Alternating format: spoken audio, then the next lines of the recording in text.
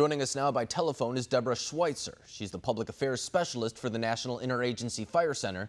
She's assigned to the Australian brush fire response and support from the United States. So, Debra, I really appreciate you coming on tonight. There is a little bit of relief from what we're being told regarding the current fires in Australia at the moment. But I want to ask you, too. I know that U.S. personnel have been sent over there in order to combat those fires. What type of facts and what type of decisions goes into that process in order to determine if we are going to send firefighters? Sure. Well, what I would say is we have an agreement. The National Interagency Fire Center has an agreement. It's a four-country agreement between the United States, Canada, Australia, and New Zealand. And that agreement's been in place for about 20 years. It would be worth noting that Australia and New Zealand sent firefighters here in 2018 for the Northern California and Northwest fires. So the request is done government to government. And in this case, Australia has some very specific needs that they're requesting. We've sent about 200 people, a little more than 200 people over there so far, and currently there are 177 assigned. And they are filling very specific needs for Australia. They tend to be things like highly qualified firefighters, line firefighters. We've sent several crews over. We've sent interagency management teams who oversee management of a whole fire together, and because there's so much fire out in Australia right now, they are definitely needing some assistance on that front. So it's a specialized need, and it's a government-to-government request right now. So if there is a time for assistance from other countries, I think this is it. But acknowledging that, too, so now we have seen, for example, U.S. Firefighters arriving in Australia to cheers, things of that, and we know that there are U.S. personnel on the ground in Australia at the very moment fighting those fires, and as well as some equipment as well. So really, what goes into the process there? Are they kind of doing the same type of stuff that they would be, as you said, kind of if there were fires in California? Is it the same type of thing? Or are they kind of following the guide of what Australia kind of wants them to do in this situation? Well, that's a great question, and part of it is why we do work so well with Australia, Canada, and New Zealand is because we work under the same process. There's some differences, but we use the same incident command system. We fight fire very similar. So what happens when a crew, for example, lands in Sydney is they get, well, first of all, they would get a day to get over their jet lag, and then they would get in-briefed with an operational and a safety meeting to help them know what their situation is, just the same way we would here. And then they get, deployed right next to Australian firefighters and integrate and often can get guidance for, the fuel types are different, the fire behavior could be different.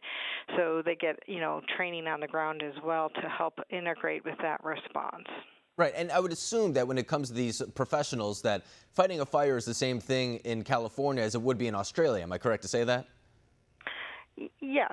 So as a rule, what we all do is we put in a fire line to try to prevent the fire's growth by taking away the fuel, in this case vegetation that is feeding a fire's growth. So yes, that practice of putting out a fire is pretty standard. We do the same thing called mop-up or making mud, in which you have at your fire's edge, you're cooling off all the edges like you would with a campfire, for example, to make sure that you can get containment on that side of the fire. Those practices are standard. And it would be worth noting that Australia has one of the finest firefighting it's one of the finest firefighting nations on the planet. They are very good at this. So we actually really enjoy working with a group like them and learning from them and working with them right next to them on the line. And before I let you go, too, I know that there has been a little bit of relief in Australia as of recently. In fact, there were rain and hailstorms just recently that did kind of tamper down or at least give some relief to those fires at the very moment. But that's not to say that these firefighters are exactly out of the woods just yet. There are still blazes happening on different parts of the country right now.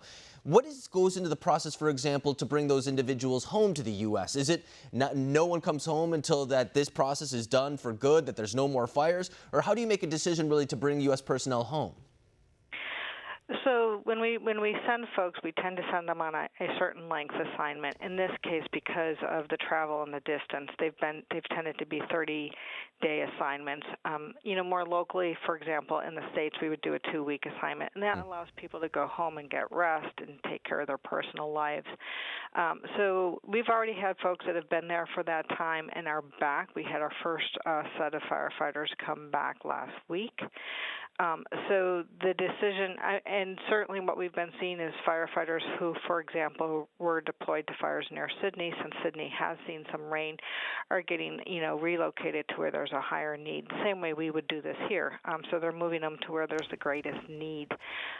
What I would say about the rain as well is that although we've certainly seen a lot of rain and flooding on the news, Australia is a big nation, and Queensland and the Gold Coast have certainly seen a lot of rain, but the states of Victoria and the south half of New South Wales have not seen quite the same level of rain.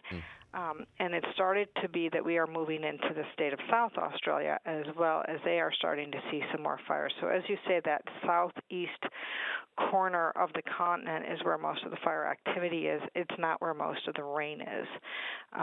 And for Australia, this is really just the beginning of their fire season. This rain is welcome. More of the fires were reporting rain today than previously, even yesterday. A lot of them were saying they'd seen no rain. So anytime rain's in the forecast, it's going to help. Hopefully not too much, because flooding over fire areas can be very dangerous. But it certainly is giving firefighters a chance to get out there and do some good work on the lines to get containment and control. Yeah, and I also want to thank you for all the work that you're doing in this effort too. I mean, we're showing footage of the different horrors that are happening right now in Australia, as well as some of the hail and rain that are, as you said, are alleviating parts of the country. But it makes sense that the hottest and driest parts aren't getting that rain right now, and those are the parts that are really affected by the fires at the very moment. But Debra Schweizer, I really appreciate all the effort that you're doing on this front, and we're keeping our thoughts and prayers in the firefighters who are fighting those blazes as well. Thank you very much for joining us tonight.